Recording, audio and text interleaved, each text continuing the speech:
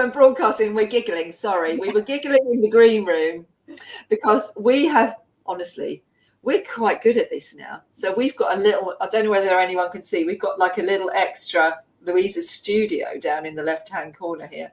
And that's going to be our extra camera to pan around Louisa's studio. Louisa said to me, don't forget my little one. I was like, little one? For what are we speaking? Her spare camera. So welcome, everyone. Wasn't that fun last night? Did you enjoy? Yes, absolutely brilliant. Really lovely. Yeah. Yeah, really and Tanya, our superstar singer. Yeah, I thought she was admin. What happened with the singing? I know. Admin and singing. I know. Well, we do practice what we preach, and we do like to support all creatives. So the whole team are all creatives. And I love that about Pure, that everyone on the team is a creative, an artist in some way. And when she did that, I want to be a punk rocker. I was like, oh no, not again. We're going to have to go through the whole punk rocker, Lesley and the punk rocker story. Tanya didn't know about that. She wants pictures now. I know, because Paul revealed that, if you remember last time when we were doing edition 1, he revealed it as part of an interview. My husband revealed on screen to somebody that I used to be a punk, and he's known me since I was 17, so I couldn't even get out of it. No, knows you too well. Yeah, knows me too well. Very annoying. Anyway, yes, the lovely Tanya, she's had to have a lay down today. She was exhausted, but it was so cool. And Maxine joining us, that was lovely. She's such a good friend to us and supports everything that we do, which is great. And the magazine, oh my goodness gracious. Oh, Hildegard has done such a good job with that. It's just beautiful. And I love the double pages. That was inspiring.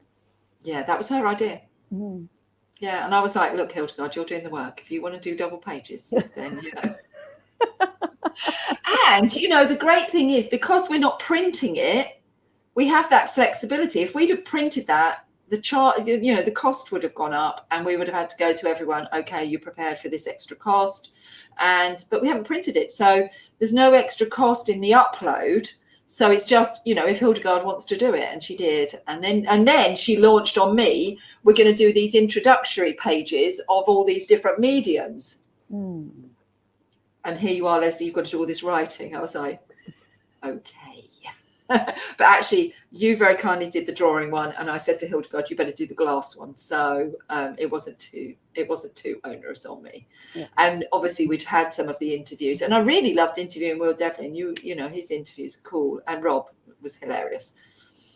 Rob Moore was hilarious, and it was great fun doing that, because no one in his audience really knew that he was an artist. So this was all news to them. So yeah, that was good fun. Anyway, tonight is not about that. It's all about you, Louisa Crispin. Joy. It's all about you. And I know you love that when it's all about you. So tell us, what does the average day of Louisa Crispin look like? Oh, I'm not a morning person, so it doesn't start very early, very much. I mean, I'd love to listen to the dawn chorus, but to be honest, I'm still well snoozing at that point. I do start the day with a walk, always with a walk. About 2 or 3 years ago, I started to desperately need to lose weight. So I was doing a morning walk, and I just found I loved it. Up past the church, round the duck pond, beginning of lockdown, lots of conversations with the ducks and the moorhens. And then we wander back to the house. It's about 15, 20 minutes each day, but it wakes me up. It gives me a time to think about what I'm going to do on that particular day, how I feel, and prepare for things. And then it's breakfast, and usually mornings are spent doing admin. So that's when I answer emails, do any things that need doing to the website, things like that. After lunch, it's either into the garden or into the studio, depending on what the weather's like. But always a walk through the garden to get to the studio. So, and that can take quite a long time some days, especially at the moment with all the bees buzzing about, lots of birds in the garden. Lots to look at and watch. So, and once I'm in the studio, it will depend. Some days I like the comfort of observational drawing. I may have some work that I need to get ready for an exhibition, and other days I just want to come in the studio and play and experiment. So mixed. I saw that you have been making some like little tiny concertina books. Talk to me about those. They've been a constant pretty much through the lockdown period. I was trying to work on composition and get a feel, experiment with mark making, and I can't honestly remember how it started to come about, but I ended up folding the paper. And then as they got longer and longer, you start to see different compositions sort of peeking out at you, and they just became a life of their own.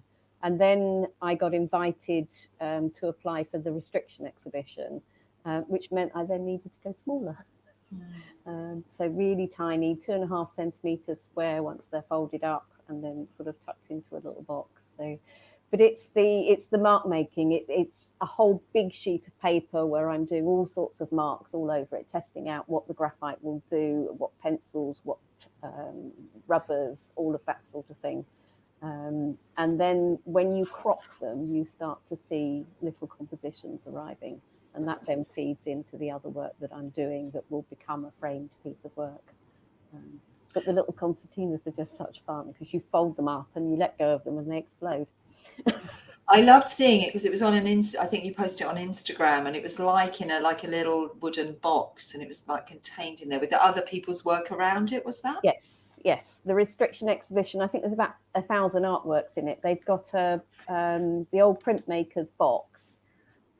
That's what it was. In a little cabinet, and the call out was just you had the opportunity to have 4 spaces within that box. Right. So Carol Burry's got some work in it as well. Oh, have you, Carol? Have you? So for your 4, you've kind of opened it up. So you've got one piece within the space of the 4. I've got 4 different sized pieces through the exhibition, but only one of them has I've only done promotion on one of them at the moment, which is the circular one. And people, if you want to see that, have a look on Louisa's Instagram, which Sophie has just put the link in the chat bar for you there. And also, hopefully, Sophie will also put that on Facebook. So if you're watching us on Facebook on the live stream, if you've got any questions, there you are. If you've got any questions on over there, do pop them in the question box, and then Sophie will bring them over here and ask. And we have got some questions from Louisa's audience. And also when we did the giveaway, the notebook giveaway, we've got quite a lot of questions as well. So we'll ask those gradually as we go along. Yes, we're on YouTube as well. So if you're watching on YouTube, please do pop your questions in, and Sophia is watching both and we'll bring them across. So you mentioned graphite there.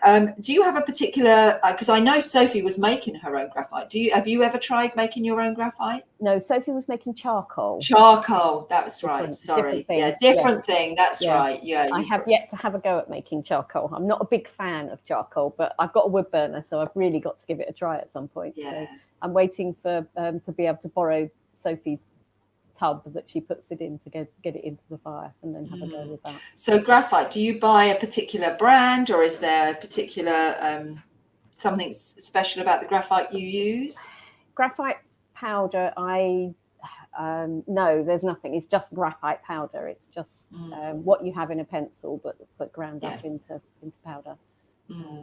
When a pencil's made, it's mixed with clay. And depending on how much and the type of clay that it's mixed with is how you get all the different types of graphite. So a 2H, a 2B, a 6B are all depending on how much clay is mixed in with the graphite powder when they create the pencil. With graphite powder, it's just the powder and you get the same strength. And what you get depends on how many layers you build up and what your substrate is to accept the graphite in the first place. Tell people what substrate means. Sorry, paper, stone, anything that you're putting, desktop, walls, anything that you're putting the graphite onto. The surface. The surface, that's the word I was looking for. We use this technical term substrate, and that's tricky for people. They're like, what? So the surface. And sometimes you would put it onto a stone if you were going to then use that. You could use that as a print surface, couldn't you? So you could put the graphite onto that and then press paper into it, couldn't you? You're thinking of lithography, aren't you? Yes. Type process. Yes. I mean, graphite is a really dirty product. It gets everywhere. So anything that you touch with it will pick up an amount. So yes, you could put a whole layer over onto a stone and then put the paper on and draw over the top of it, and you'd get the graphite picking up. Really dirty. I don't see the whole concept of your studio and dirty. Yes, it's actually not as bad as charcoal. I find charcoal much messier, much more difficult. Maybe because it's grey, it's less obvious. I don't know, but it is messy, and it does take a lot of clearing up at times. So someone's asking here, Binna is asking us, do you use binder with your graphite? I have been. During last summer, a lady called Sally Hurst produced a whole series of videos known as her lockdown videos, and one of them was called Smashing Surfaces. And within that, she was talking about how you use acrylic mediums with all sorts of things.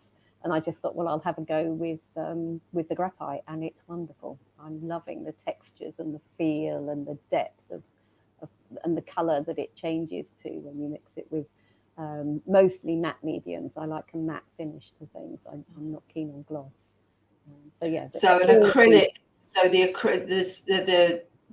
oils and like walnut oil and things like that you would mix. That would work. Yeah, that you use to mix acrylics with. You could use that with graphite as well. Not walnut oil. You're thinking of oils. Acrylics tend to mix with other plastic mediums. So they're just called acrylic mediums. There's a brand called Golden, and there's a whole range. So I spent quite a bit of time last summer playing with all the different mediums and seeing what they did. So quite a scientific process. Does that make it less messy? Yes, it does in a way, because you haven't got the powder blowing around quite so much. You can be a bit more controlled about how you get it to mix with. And there is a gorgeous little video on my Instagram where I was actually mixing it all together, really gloopy. It was like mixing chocolate. It was gorgeous. Yeah, sounds amazing. And so talk us through that then. So you've got the graphite, you've mixed it with a medium. What happens next? Effectively, it becomes like a paint. It's acrylic paint is just mediums mixed with pigments. So graphite becomes another pigment. It reacts quite differently to some of the pigments, but that's what it is. And I tend to put it on with palette knives or all sorts of things. Any tool that I can find. I've been making tools in the garden, pulling sticks and bits and pieces. So anything that will make a mark will then be used with it in a painterly sort of way. And then you can rub over the top of it, pull back through it, change the surface. And you said about using rubbers. So do you use rubbers to take then the graphite off in areas? I use rubbers as a drawing tool. So yes, to remove areas that I don't want the graphite in any longer. It's you can't get back to a perfectly clean page. Once graphite's got somewhere, it's there. It's almost impossible to remove it completely. But I use putty rubbers and acrylic rubbers just to pull back. Did you see the drawing class that Sophie gave us, and she had that electric rubber? Do you use those? I haven't used an electric one. I think I bought one probably about 8 years ago, and it didn't do what I wanted it to do at the time. So I put it in a drawer, but I'm going to get that. We need to go and find that. Absolutely. And Alison says, do you fix your graphite after you've finished? Yeah, normal spray fixative that the sort that they use for pastels works well for graphite. Yeah. So do you wear a mask when mixing? We won't talk about that. So the answer is yes, she should. Yes, she should. Yes, she should. At the moment, she's just investigating that. and exploring ones that might work. We won't talk about that. So could you do us a quick pan around the studio with our little like spare camera and show us some of the graphite pieces, and then we'll talk about the more drawing pieces. So we'll do this in kind of 2 sections. I'm going to turn on that on your little camera. There you are. Okay. So what I'm going to do is I'm going to sit Louisa and I down in the corner. Louisa, you'll still here, Louisa, but you'll get a full view of her studio this way. So up on the wall. I'm seeing it the opposite way round to you, which is slightly unnerving. So those are some bigger pieces that I've been doing with the powder up on the wall, and then there's a few more. Wow. So the one in the middle now, that longer, thinner piece. Yes, I see. I don't think you can get any closer to it, but that's one of my favourites with this particular work. And then if I pan down, you can see the mess that is my table. So that's a big piece that's in progress. There's something about the depth of graphite, the darkness that you get with the layering. So that's a table with the tools and the bits and pieces, and yeah, quite a mess.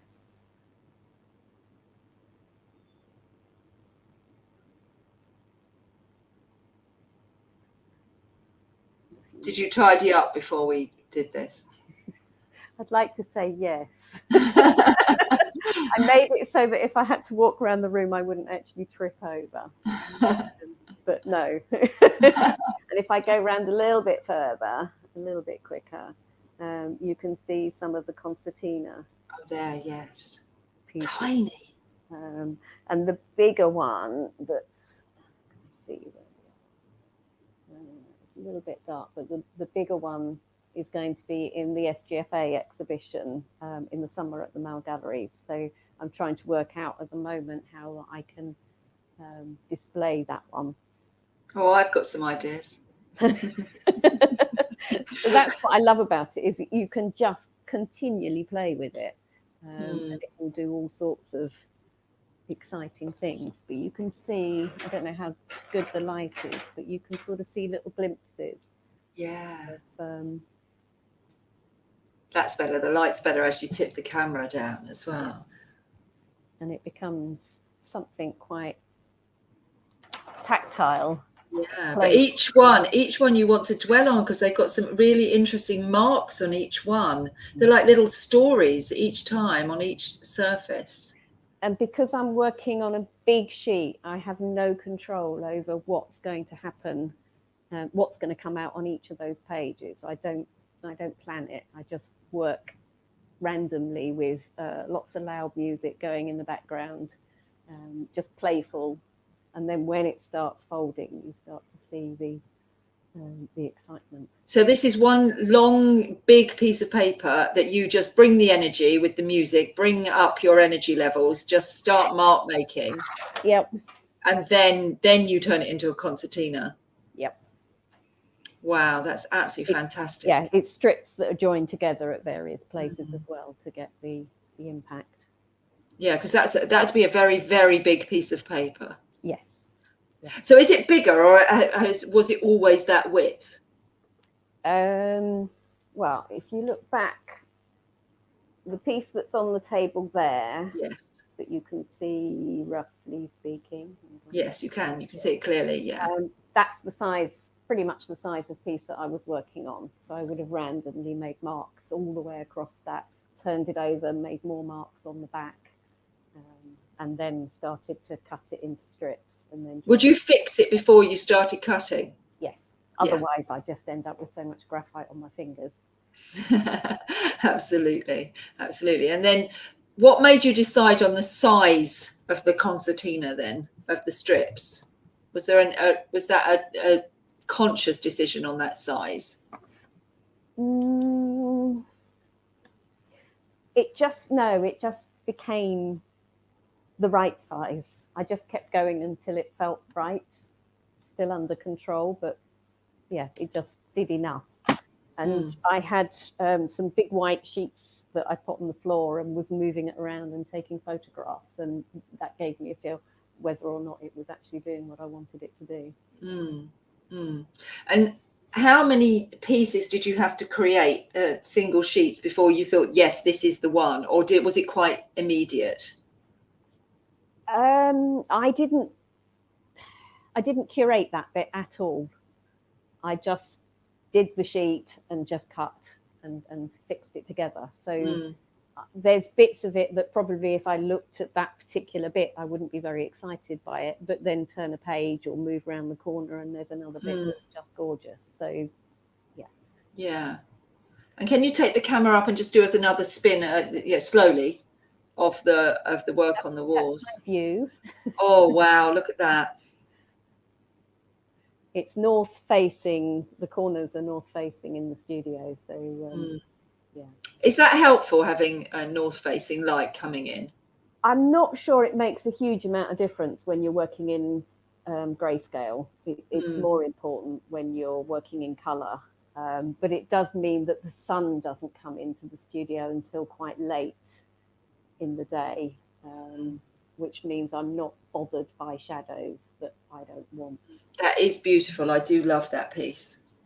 I also really love this piece with the really dynamic lines going across it. In the corner. In the corner. That one. Yeah, that way. That one there. Yes. Yeah, it's very calm, that one. Yeah, I really like that. And keep going. The one that looks like it's got a big, like, kind of cross white, the T. It's almost like a T. Yeah. That's stunning. Thank you. And did you take that? You took the graphite away on that one with rubber, did you? No, I used masking tape to cover up the areas that I didn't want to get graphite onto them. Oh wow! And then once you've pulled that off, that's what all the yellow tape is around the room.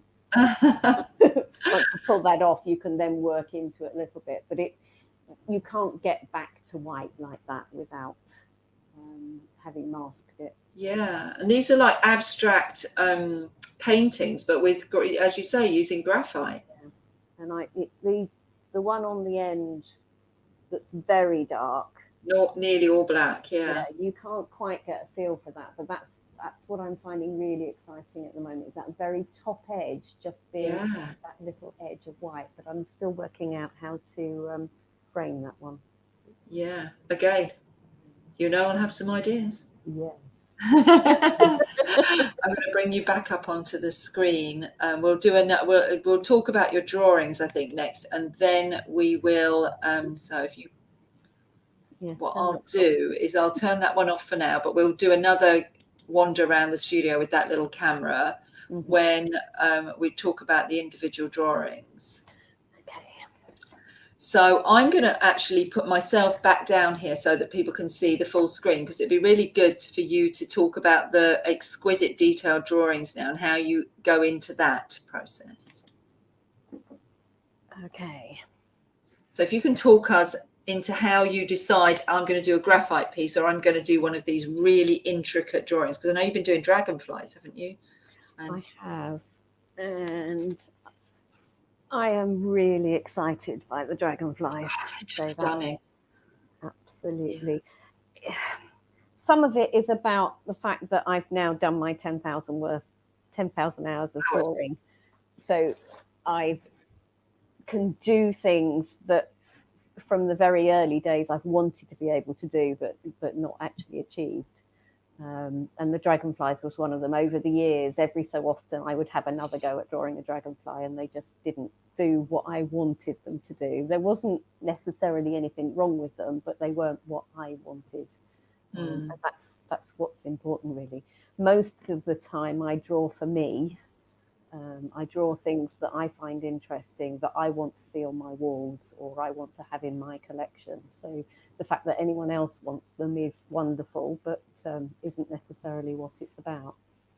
No, you draw for yourself. I do. And certainly during lockdown, I find it easier with you there as well. I know, I'm just going to do that. There you are. I know, I didn't mean to turn my video off, and I realised I was like, okay, I'm going to have to pop back up on the screen because that's the only way to get the video back on. Yeah, you were talking to a butterfly. It's not uncommon, to be honest. Talking to a butterfly, that's normal average day for Louisa Crispin. Absolutely, totally normal.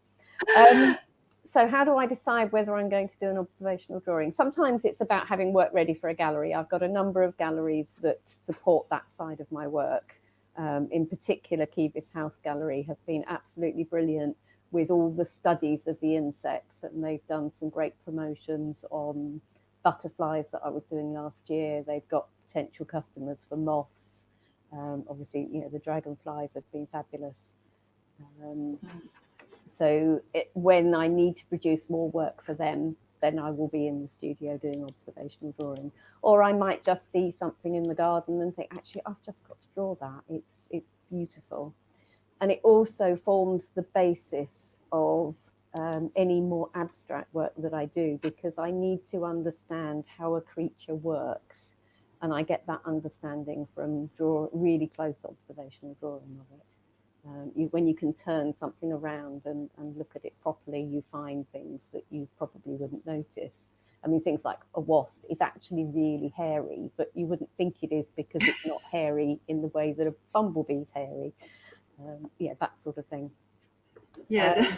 You don't think of a hairy wasp, but it's not a common thought. But hairy bumblebee, I can see wasps that. are really soft, downy sort of fluffiness to them. They're really quite gorgeous. The other times I do observational drawing is when I'm struggling, to be honest, when I need to recenter myself. It's sort of an anchor point for me. So I will put a podcast on, listening to something, a book or a program or artist talking or something that's just kind of wittering away in the background. And then I completely lose myself in doing the drawing, and it takes away sort of the feeling of anxiety. And there's been times sort of in waves over the pandemic when I've needed to sit and do that for a period of time. So you said, you have quite a detailed morning routine that helps you set yourself up, get yourself into the right mindset.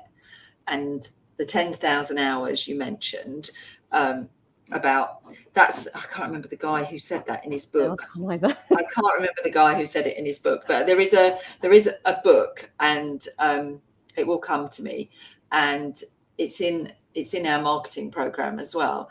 I mentioned the guy, and he says you have to do 10,000 hours. And I said this when I was talking to Maxine yesterday, that it's not about actually the hours. It's about the consistency of application. So it's doing something repeatedly, consistently every day. Yes, but it's also about challenging yourself. It's not just about doing something by rote, because you could sit and make a mark on a piece of paper, just a single mark day after day after day, but you won't learn anything from that. So you have to challenge yourself and keep yourself moving forward with it as well. So find something different to draw, or a new technique or a new tool or something to move it along. Yeah, comfort zone's a lovely place. It's comfortable, but it's not going to get you to achieve your full potential, is it? You're going to have to, and you've had challenging times, because, I obviously have watched your work right from day one. And when you were drawing the branches with the lichen on, and, we moved into bees, and you did the bees, and then your more challenging flowers. What was the thing that tipped you from doing these detailed drawings? Was there a moment or a comment or something happened to take you into this graphite exploration? It wasn't a single moment, and I don't think these things ever are. Back in 2017, maybe earlier than that, Anne Bridges asked whether I would come and do a Royal Drawing School course with her, which was every Monday for about 10 weeks. And there were two tutors, and we alternated which tutor it was, Rebecca Jewell and Claire Newbolt. Rebecca was of a similar background to me, illustrative, botanical drawing, insects. I felt very comfortable with all the exercises that she gave us to do. Claire Newbolt was something completely different, and I just didn't get it. It didn't sink in. I couldn't do any of the exercises that she wanted us to do, and I got really frustrated with it. But there was something about what she was trying to teach us that stayed in the back of my mind and was niggling at me for a long time. And it was because she was about the whole picture. So whereas botanical drawings, they have a compositional value, they sit within the space, and the negative space is just as important as the positive space, but they're not telling a story. And she was trying to get us to tell a story with what we were doing. That niggled away in the back of my mind, but I just couldn't imagine spending long enough to fill a whole page with graphite pencil. The thought of doing all that shading, even with my mesmerizing moments, it was just too much for me. And I was chatting with Anna Dickerson, another artist, about this, and she said, "Oh, you need graphite powder," and she lent me some, so I started playing and exploring, did an awful lot of research on the internet, and nobody much was using it. So it meant I had to do even more exploring. Around that time, we had a huge wasp's nest in the loft, and we started to find the dead wasps lying around the house. And they would be on the windowsill, and you get this gorgeous long shadow coming off them. And I found a complete fascination in this sort of, on the body, there would be this, the light would catch the yellow, and then you'd have this really dark shadow. And that's probably the thing that really got me moving on doing the graphite work. The wasps didn't feel botanical, they didn't feel like a nature study, they had a different story to tell. So that's when it probably is when it started. Yeah, you're exploring light and shade, and this, as you say, the story, and that's so interesting, because you said, you know, you were challenged and you found it horrible and uncomfortable. And I find this often, people say, "Oh, I don't want to do that. I don't like it. I'm sure this isn't for me. I'm sure this isn't for me. That question or this thing isn't for me." And I say, "Oh, the minute you show any resistance, it's for you, because your brain will give you pushback on something that's really challenging." And that's the thing, you know, you have to stick with, because you know that's where you're going to make the biggest growth, is the thing that your brain has given you pushback. And absolutely 100%. I love the fact that you've got these two sides to your practice, which is, one is these beautiful fine drawings, but then the other is this abstract expressionism with this graphite powder, which is just, you can see it's you. Yes. You can totally see your hand in both. One is totally abstract and one is totally intricate, but you can see that it's you and your hand in both sets of work. And for me, that's when you're starting to really step into your own power as an artist, when you can take that hand and you can push it into a completely different outcome. You're moving into the realms of, you know, the likes of what Picasso did when he went across all different medium. That's power. You know, you really are stepping into your power with that. And, you know, that's a goal for us all to, as artists, to aspire to, I think, is when you can take what you've learned and put it in a completely different medium and still have an outcome that's so powerful. So, yeah, I'm very impressed with the work that you're doing there, because it's so different. Just nipping back slightly, Alison Price said, do you draw from specimens, the dragonflies and the bees and such like? Yes, yeah, almost always. I do research Google photographs occasionally if I can't quite work out. If the specimen's dead, sometimes something moves, or you've lost a limb from it, or whatever. So yes, I do look at photographs just to try and maybe get the gist of how they fly. But I also study them. You know, I look at things in the garden. I'm only really interested in British butterflies, British bees. I want to be able to see them to some extent. But all the specimens, people collect them for me. I get deliveries, things left hanging on the doorknob. And I open the bag carefully to see what's inside. Yeah, roadkill. No, I'm not doing. You can see behind you, you know, you've got lots of specimens in your studio, and that's the lovely thing. And in your rack on the wall to the left of you, behind over there. So if we go back to your other camera, you could probably take that over to the specimen cabinet, couldn't you, and show everyone. I'll put on this other. Right the way. So now what I have to do is I have to unfocus the screen, and then I have to turn Louisa and I slightly off.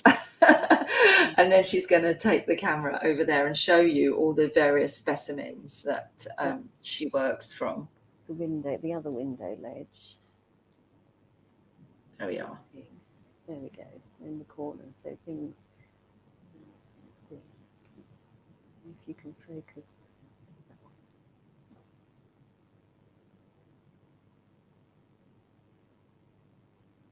So if you went to an open studio, this is what people see, isn't it? This is prior to the pandemic. This is what people would be able to see when they came to your open studio, is the specimens and all of the bits of, you know, the animals that people have left on your doorstep, and the bits of twig.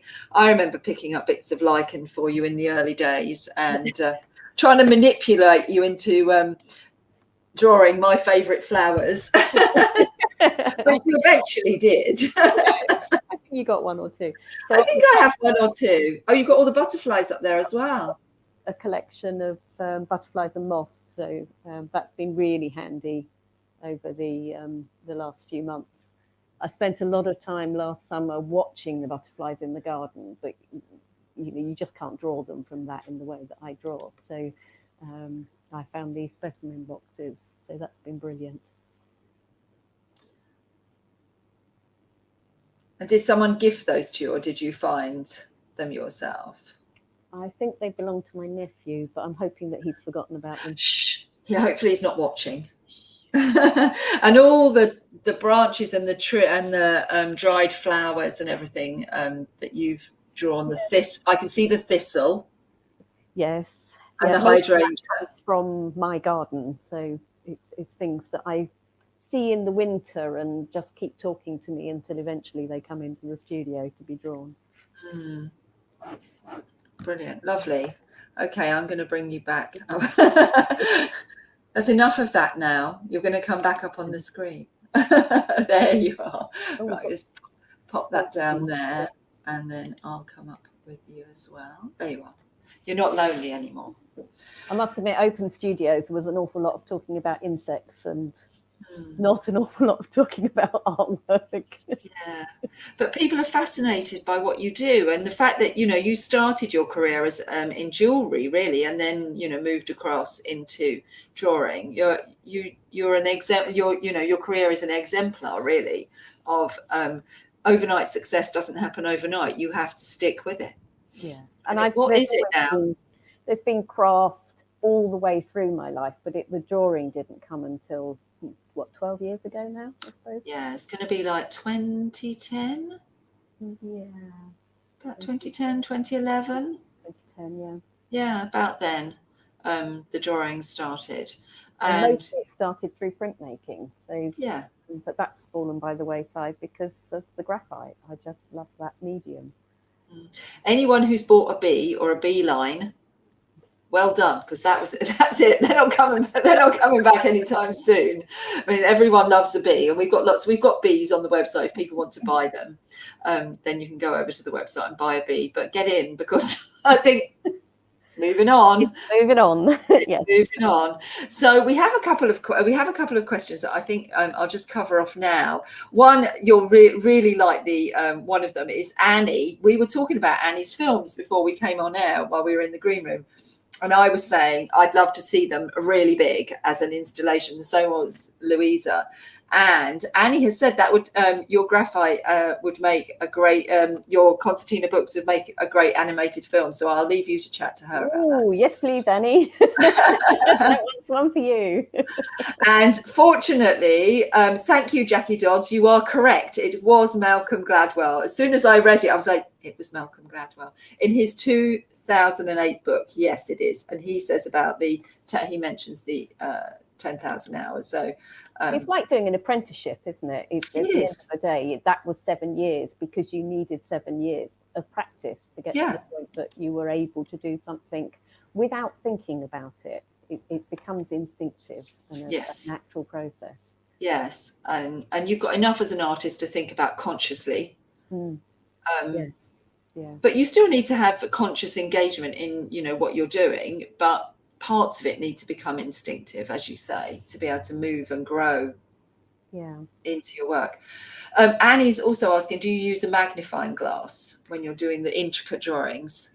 Not as a general rule. I'm very, very short-sighted, so my eyes magnify to some extent. If I just take my glasses off and look closely, it does that. Occasionally, I'm not very good with magnifying glasses. I've just bought some binoculars, though, which was very exciting because I always thought I couldn't use binoculars. Out of the window, I can see birds and hear birds sort of especially through the springtime, and I've been desperately trying to work out what some of them are. So I invested in some binoculars now. Oh, so will we be seeing some drawings of birds? Maybe. A small collection in the freezer. Oh, that was the roadkill alluding. Alluding to the roadkill. Yeah, we do live in the Kent countryside, and this is a common sight, unfortunately, in the mornings. Very sad, but it happens. It does. Yeah, it does. It's part of life. Yeah, it's a fabulous opportunity to look really closely at the way they work and what's involved with them. But so Jackie is saying, did you count the 10,000 hours or did you just approximate them? I'm kind of approximating. I'm sure I haven't actually really reached 10,000. Oh, I think you probably have in 10 years, knowing that you practice and work as an artist every single day, really. Yes. Pretty much all day, every day. And, you know, as you say, you time block. So you do your morning routine and then you do your admin in the morning, which is a critical part. I don't think you can be a professional artist these days and run a professional career unless you are prepared to invest some time in the business side. Yes. Which you do. And that brings us quite well on to a question that came through on our giveaway. So we were doing a giveaway of our new Pure books during March to see what the audience questions were. And one of the questions was about societies and groups and galleries. How did you happen upon the societies and groups and galleries that you are involved in? And are you, what have you got to say about those? How do they influence you? Word of mouth and networking is probably the very short answer. I started out when I was doing jewellery. Through a friend, I approached West End House Gallery, which was Joel Arnstein at the time, and he took my work on there. At a private view, I met Sue Scullard and started talking to her, and eventually she invited me to join her and Felicity Flutter to do Southeast Open Studios. And then from there, the connections kind of just spread. Franny Swan was chair of Southeast Open Studios at the time, and at the AGM she asked whether I'd like to come along to the Seven Oaks Visual Arts Forum.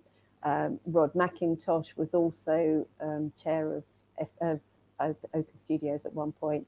He signed up and announced on Facebook, I think it was at the time, that he'd applied to do the Free Painters and Sculptors Open exhibition. And I thought, well, if it's good enough for Rod, I'll go for it, and got in. That's been another wonderful connection. Just trying to remember what the other ones were. There was Society of Graphic Fine Art. That was Vincent, again through Southeast Open Studios, Vincent and Will. They and Vincent was why I became part of Pure. He approached me at the Cranbrook Art Show. And then yes, because you got involved with Pure back in like 2010, didn't you? Yes, yeah. When you started doing drawing. Yeah. No, so the first year was 2009, and I saw you at Cranbrook Art Show then, and we were chatting, and you then approached me and said, would you take, I remember it vividly because you sent me an email and you said, would you consider me? I'm a student. Yes, I was doing the Open College of the Arts at the time. I'm a student. And I was like, Always been a cheapskate. Okay, show me what you're doing. And you sent me a couple of drawings. I was like, yeah, you're in. and the rest is history. As I say, you've been with us ever since, and a completely integral part of how Pure has grown and part of the team. And I rely on you, as you know, and I appreciate and value everything that you've done and how you support the business very much. I mean, Pure has just started off as my hobby and has evolved into what it is today, and that's a joy. And it's a joy with all the people that I, like yourself and Vincent and everyone who's been involved. But it's given me so much as well. It's given me a confidence. It's given me a real understanding of what makes me tick, why I need to make art, and what my business model should look like, what will give me the most satisfaction out of it. And I don't think I would have got that from anywhere else. Oh, thank you. As well as all the the prizes, the opportunity to exhibit in the laughs. The laughs. The tearing her hair out. Yeah, the laughs. Just focus on the laughs. Focus on the laughs. Don't focus about the crying in the kitchen. We're not talking about that. We're focusing on the laughs. The laughs. We've had a lot of laughs and a lot of fun, but a lot of serious work, a lot of serious business has gone down. And I think you're right. It is about talking to people, not being brave. Yeah. Being a little bit vulnerable, being honest, asking for help, turning up, showing up, getting involved. Yeah, they're getting involved, and don't be too quick to say no. It's think about it. Think really hard about what you're being offered and how that meets what you need to do, and whether it might take you off somewhere really exciting. So that kind of brings us on to another question that we were asked: is what advice would you have for people just setting out, beginners? practice, and network. Yeah, just network. Just find a community of people that you feel comfortable with, that will help stretch you, and you can encourage each other. I mean, find your tribe. Find your tribe. I mean, doing Chiddingly open houses, because I'd done Southeast Open Studios, I felt confident enough to do Chiddingly. There I met Leela Godden. Leela invited me to join Chalk, and we have encouraged each other. I mean, particularly through lockdown, we've been really supportive of each other. But she introduced me to the RWA, the Royal West of England Academy. We both egged each other on to do Mal Galleries. We went to private views with each other. So yeah, it's networking is really important, and you just don't quite know where the connection might take you. No, it is about being vulnerable, about understanding that you can choose to sit quietly in your studio, but not much will happen if you just stay there. The great thing about, when we first started out, like 12 years ago or whatever, Instagram wasn't a thing. Facebook was barely a thing. We were still on phones attached to wires. I remember trying to do advertising. We were like, well, how are we going to advertise this? We need to try and get this out in London. Should we get a bus? What do we do? Yeah. And we thought of some wild ideas. And now, artists have Instagram and these social media platforms are great for getting connected to other artists, but you have to be genuine. You have to be genuine. You have to build relationships. In the commercial world, they talk about sales funnels. I think for artists, it's relationship funnels. Yeah. Build relationship funnels. Build places where you can start to get to know people and start to properly engage. And it's not about quantity, it's about quality. Like you mentioned, 3 or 4 names. That was it. You don't need to have 20,000 followers. You just need 3 or 4 really good friends. Yeah. And then grow it from there. And there you are, Leela, saying the mutual support with Louisa has been invaluable to me. And me, Leela. And me, because you proofread the magazine, and I'm forever grateful because I couldn't have read it again. It was double page spreads. That made it huge. Oh, too much information. Far too much. And finally, so we're going to wrap this one up, I think. It's been absolutely fabulous. We are going to make you do one final sweep around the studio before we close. But last question, unless anyone else in the audience has got any questions, is have you got a piece of artwork? Well, I know the answer to this because I actually got it. Have you got a piece of artwork that you'd never sell? Yes, it's in my house. She can't sell it. It's in my house. I'm struggling to part with the Dragonflies at the moment. I must admit, they're on my list, but one of them's going to my uncle, so that's okay. I'll probably get it back eventually. Yes, you can give it to me. I'll add it to the collection. Yeah, I draw for me, so it's very hard to part with all of the work. There's very few pieces that I can send off into the world without a bit of heartache. And there's a few that are in the house that I never put on the lists for the galleries. Maybe I will get bored of them at some point, but so far they're hanging in there. So it took me a long time to draw a bigger sunflower the way I wanted to draw it, and so that one's sitting. Actually, it's on my stairs. So I look. It's all right. She's going to wrap that and bring that around to me. She knows I love this. And I've kept one of the bee studies, my favourite one, but actually I've got a feeling it was one that wouldn't have sold anyway because nobody else seems to like the bees looking like that. So that one's okay. It's safe. You did it on purpose. Yes. And I haven't parted with the pieces that won the prize at Pure in the first place. Oh, good. The very first piece that got you into the Saatchi. Yes, I've still got that. And keep that. Room. I'm keeping that one. So, yeah. Yeah, I remember that piece. And that was when we were like, yes, this is it. She's tipped over. Yeah. Yeah, she's moved into her starting to move into herself. Mm-hmm. And it was an amazing thing to watch. And it gives me, I've gone all goosebumpy. Yeah. Yeah, I've gone all goosebumpy because it was an incredible moment when you're like, wow, okay, that's a shift. And it's just wonderful to see. I love what I do. Because I'm privileged to watch all of you grow, and I love that. I really love that. And I get that now.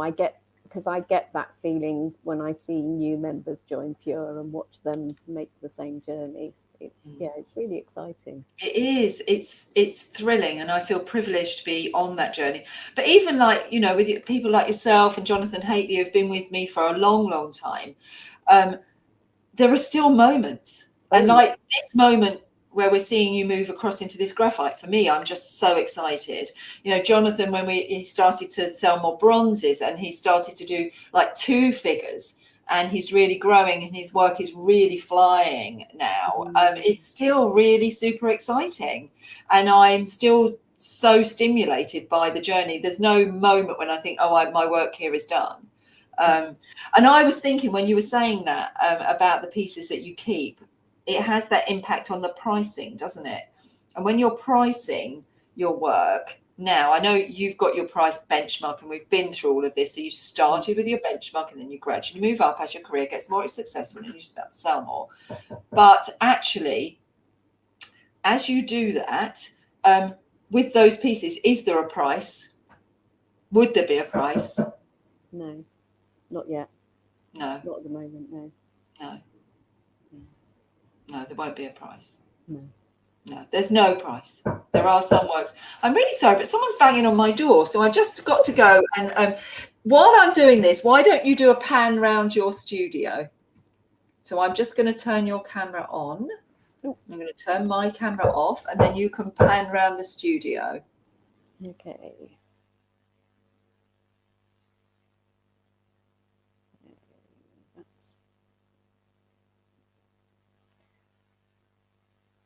View out the window, which we've just watched the blackbird fly through.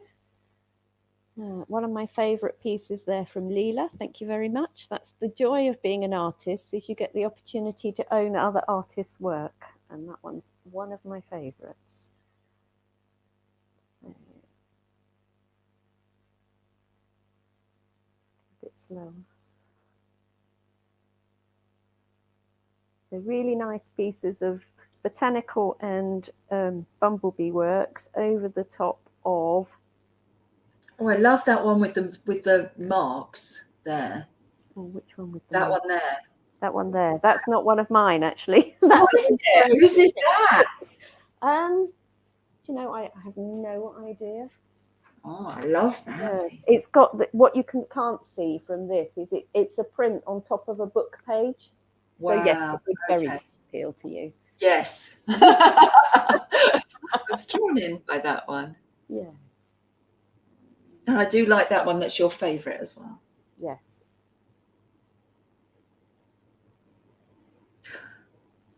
I get these artist interviews are getting very expensive for me.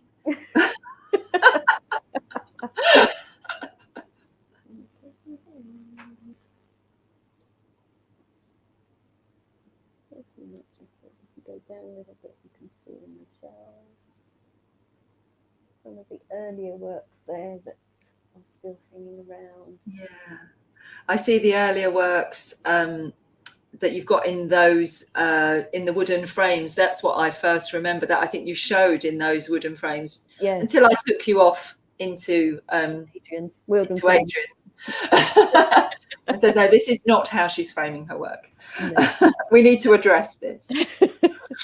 It's brilliant. Thank you, Louisa. I'm going to bring you back up now. There you are. And I will come back up now, and then we'll turn that one off. There we are. It's quite a deck. So if people want to contact you, obviously you're in the magazine, and we've put out on the side here, louisacrispin.co.uk is your gallery, is your website address. Mm-hmm. And Keevis House you've mentioned, SGFA have also got your work. West End House, and John Davies Gallery all have the botanical and the bees work, and then the Muse Gallery and Rye Art Gallery have the more graphite powder work. And don't worry, I'll have a couple of those on the Pure website. Okay. Very quickly, because I quite like those. As you know. And you can also there's a sort of small shop on my own website where you can buy the smaller works at the moment. I can just quickly share the screen just as a final. Let's go on to Louisa's. There we go. There you go. There's your website. So, and you've got a buy button. Look at that. So, if you go on buy, full catalogue. There we are. Absolutely everything that is up for sale or sold. So there's opportunities for commissions, or if the piece is still available, then I'll direct you to where it's for sale. Quite a lot of the work is at galleries. So yeah, so is that a feed through from your artwork archive? Slightly clunky in places, but mostly it will feed through to where you can get the work. So it'll either come through to me with an email, or it will take you through to the gallery website. Yeah, so that's the best way to contact Louisa. And you've presumably got on your, you can see that's gone through to Artwork Archive there. Yeah. So on your website, I'm sure you have a contact me. You've got Louisa's website email address down here and telephone numbers, so you can get in contact with her directly there. And obviously you can always DM her on Instagram and buy your work there. Brilliant. Thank you so much, Louisa. I think Fran asked about when I mentioned the relationship funnel, there is actually on the Pure website, on the blog, there is something about that. So yeah, take a look at the blog and you'll read more about relationship funnel on there. That's more the businessy side. So thank you so much, Louisa. Absolutely fantastic. Thank you. Really, really enjoyed chatting to you as always. Yes. And I can highly recommend doing these events. And when I did the one in September, I was absolutely terrified. Although everyone tells me it didn't show, I was. But this time, practice makes perfect, and I'm much more relaxed this time. I was going to say, what I've noticed this time is you've been much more chilled. Yes. Yeah, much more chilled out. And I think that's the thing. We've all come on a journey, haven't we? We've all come on a journey. Last time, it was so new to us. We were only like 3 or 4 months into having to work out how to do everything digitally. Now we're all quite experts at it. And, I'd say I'm a lot more relaxed. I was a little bit more anxious. I didn't know what on earth they were going to look like or anything. So now, no, I really, really enjoy it. And the more the merrier, really. I'm more than happy to do these interviews with artists because it gives you the opportunity to present your work to the public yourself, and buyers can see it, galleries can see it, and these are there then forever. How amazing is that? You know, you can put them in, you ask for the MP4 and we'll put it on your website. It'll be on our website, on our YouTube. So no, it's a great resource. And yeah, the more relaxed we get, the better. I think it's nicer for everyone watching, isn't it? Much better. Yeah. Much better. Much better. Yeah. Thank you, everyone. As I say, if you've got more questions for Louisa, then just DM her on her Instagram account or contact her via the contact details either in the magazine or on her website. Tomorrow we have a pre-record. So tomorrow is Good Friday. So we have a pre-record, and on Saturday and on Sunday. And then on Monday, I'll be interviewing Sue Jelly, the past president of the SWA, with Maxine. So yeah, all of our pre-records will be premiering on the website, on YouTube and on Facebook at 6 o'clock. So yeah, please do take a look, and you'll be able to go straight to the website watch page and see them. And I'll be back live again on Monday, because foolish, didn't realise it was Easter Monday, did I? Well, make the most of Good Friday then. Yeah, got Good Friday off. Thank you so much. It's been a pleasure. And thank you everyone for watching, and we'll see you all on Monday. Yeah, lovely. Take care. Bye. Bye for now.